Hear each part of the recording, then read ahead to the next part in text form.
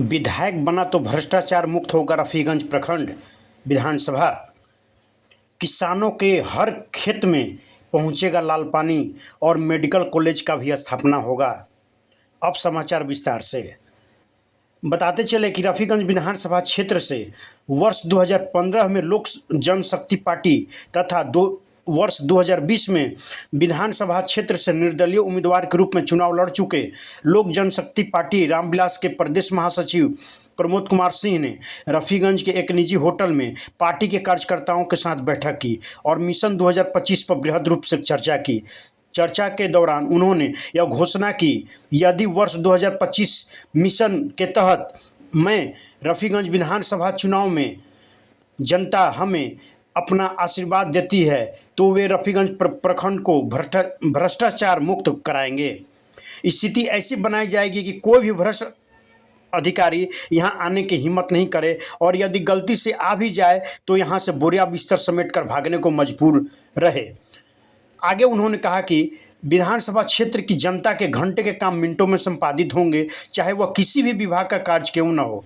उन्होंने कहा कि क्षेत्र की जनता जानती है कि प्रमोद कुमार सिंह पिछले 15 वर्षों से अपने निजी कोष से हर क्षेत्र में हर विकास का कार्य किया है और आर्थिक रूप से वंचित गरीब परिवार की बेटियों की शादी, शिक्षा या चिकित्सा के क्षेत्र में भी सहयोग किया है। यही कारण है कि वर्ष 2020 में निर्दलीय चुनाव लड़कर भी 55,000 मत प्राप्त कर दूसरे स्थान पर रहे हैं, जबकि कई पार्टी के उम्मीदवारों के जमानत जब्त हो गए।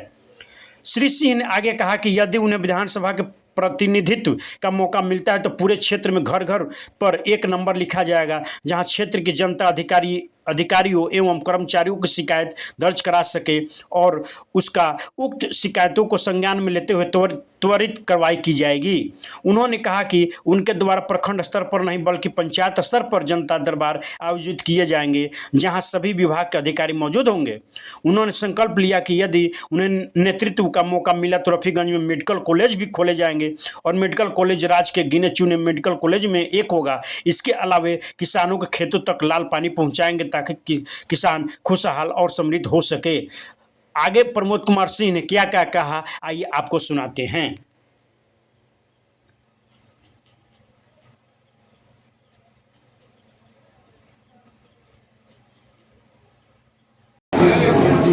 लालदेव जी तमाम लोगों का ये कहना था, क्षेत्र से सभी लोग ये कह रहे थे कि हम लोग एक बैठक करें कि हमें 2025 में हर हाल में रफीगंज विधानसभा जीतना है और उसी का समीक्षा को लेकर के ये सभी जनता के आह्वान पर आज ये समीक्षा बैठक किया गया। क्या क्या मुद्दा रहा? मुद्दा तो तमाम है। रफीगंज में अभी तक आज़ादी के बाद से कोई विकास ही नहीं हुआ है। यहाँ जो वर्तमान विधायक हैं वो तो सीधे यदि कोई भी यहाँ का जनता अपना समस्या रखता है उसको ये कहते हैं कि हम आपका विधायक नहीं है, आप हमको वोट नहीं दिए हैं। और पूर्व विधायक जो यहाँ 10 साल रहे उन्होंने भी सिर्फ अपना विकास किया, यहाँ जनता का कोई काम नहीं किया और उससे यहाँ का जनता जो है पिछले 15 में भी हमें उप विजेता रखा। जब हम दल से आए, निर्दल भी आए तो हमें 59,000 करीब मत देने का काम किया। सबसे बड़ा रफीगंज विधानसभा के जो जनता और हमारे बीच जो भरोसा बना हुआ है वो एक मजबूत कड़ी है। तो उसके कारण आज यहाँ की जनता, यहाँ के भ्रष्टाचार जो पदाधिकारी हैं उससे त्रस्त हैं। यहाँ किसान लोग जो हैं सब इस पे वर्षा पे निर्भर हैं, वो सब कोई परेशान है और आज़ादी के बाद से भी ये क्षेत्र उपेक्षित रहा है। करीब 76 साल आज़ादी को होने जा रहा है, रफीगंज में किसी तरह का कोई विकास नहीं हुआ है। उत्तर कोयल नहर का यहाँ पे हमेशा मांग होता है और जो भी नेता आते हैं वो बोलते हैं कि हम इस बार जीतेंगे तो कर देंगे। क्या आपका क्या राय है? उत्तर कोयल नहर के बारे में हमने बयान दिया है कि उत्तर कोयल नहर जब मैं विधायक बन जाऊँगा तो यदि उसका पानी मैं अपने क्षेत्र में नहीं लाऊंगा तो दोबारा मैं वोट मांगने नहीं जाऊंगा। मेरा वादा जो है, मैं झूठा वादा नहीं करता हूं और जमीन पर उतार के बताऊंगा। मैं पूरे देश की बात तो नहीं कर रहा हूं। रफीगंज विधानसभा के किसानों को मैं आत्मनिर्भर कर दूंगा। ये मेरा जीत के बाद प्राथमिकता क्या रहेगा इस क्षेत्र की? सबसे पहला प्राथमिकता रहेगा किसानों के खेत में पानी और युवाओं को रोजगार। यहाँ आज बहुत दिनों से, आज करीब करीब 3 साल से सुन रहा हूँ मेडिकल कॉलेज खुलेगा, रफीगंज में खोलने की बात आया। इसके बाद लोग औरंगाबाद ले गए। मैं विधानसभा जैसे ही पहुँचा, यहाँ मेडिकल कॉलेज पहले खुले और ये जीटी रोड के किनारे है हमारा जो विधानसभा है। आए दिन यहाँ पे एक्सीडेंट होते रहता है, तो उसके कारण से भी, और बॉर्डर भी लगता है हमारा झारखंड से, तो गाड़ियों का आवागमन ज़्यादा है।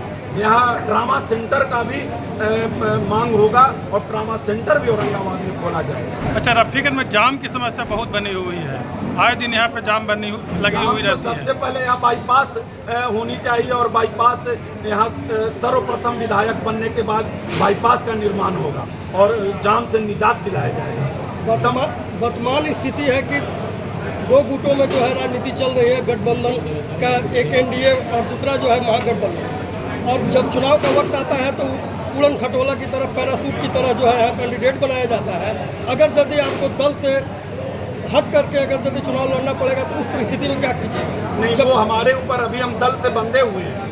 अभी इस बात को मैं नहीं कह सकता हूँ कि दल से हट करके क्या करना होगा। वो हमारे लिए यहाँ के जनता निर्णय लेगी कि हमको क्या करना है। ठीक है, जनता की तरफ से क्या कीजिएगा? जीतिएगा।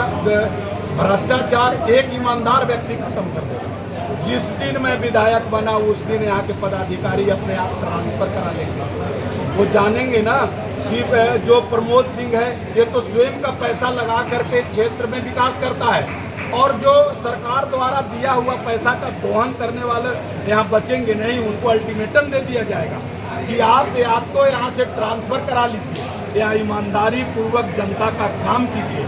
और हर ब्लॉक के हर विभाग के दरवाजा पे एक हमारा नंबर रहेगा कि जिससे जो कोई घूस मांग रहा है वो तत्काल इस नंबर पे फ़ोन करे।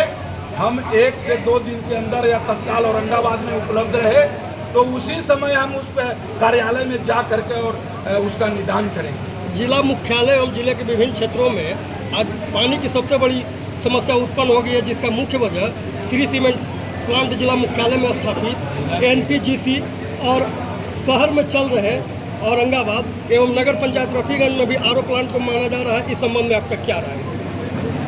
जल संकट तो यहाँ पे है ही, कारण अल्प वर्षा 2-3 वर्षों से नहीं हो रहा है। यहाँ पे अल्प वर्षा के कारण जो है भूगर्भीय जल का दोहन हो रहा है और यहाँ जितना भी फैक्ट्री लगा है वहाँ फैक्ट्री प्रबंधन द्वारा भूगर्भीय जल लिया जा रहा है, जिसके कारण से जल स्तर काफ़ी नीचा चला गया है। तो जल संकट हर जगह व्याप्त है। उसका सबसे बड़ा कारण यहाँ उद्योग जो लगा है वो है ही, और वो कुव्यवस्था के कारण है। यहाँ के जनप्रतिनिधि इसके लिए दोषी हैं। ये सरकार में बैठते हैं, विधानसभा चलता है, लोकसभा चलता है, वहाँ जा करके इस समस्या को उठाना चाहिए और उठा करके कोई भी फैक्ट्री का जल लेने का जो व्यवस्था होता है वो नदी से होता है, डैम बंद करके और वहाँ से जल लिया जाता है। लेकिन निकम्मे, मैं कहूँगा कि निकम्मे जनप्रतिनिधियों के कारण आज हमारे क्षेत्र में जल संकट जो है वो व्याप्त है और इन लोग नहीं चाहते हैं कि जनता रफीगंज के सुखी रहे। कहा तो जा रहा है कि एग्रीमेंट है कि सोन नदी से ही पानी लेना है श्री सीमेंट प्लांट, लेकिन जो है अंधाधुंध बोरिंग किए हुए नियम कानून को ताक पर रखता है। तो भाई वो पदाधिकारी और नेताओं से मिली भगत के कारण, मैं तो बार बार बोल रहा हूँ कि यदि नेता चाह ले, पदाधिकारी चाह ले, तो ये कैसे हो सकता है कि तू भूगर्भीय जल का दोहन करेगा? आप सीधे नदी से पानी लाइए। एक तो आप हमारे यहाँ युवाओं को रोजगार भी नहीं दे रहे हैं, हमारा CSR का पैसा भी हमारे क्षेत्र में नहीं आ रहा है। ये तमाम बिंदुओं को कौन उठाएगा? वो एक ईमानदार जनप्रतिनिधि ही उठाएगा और ये बातों से यहाँ के लोग लाभान्वित होंगे। और तब लाभान्वित होंगे जब प्रमोद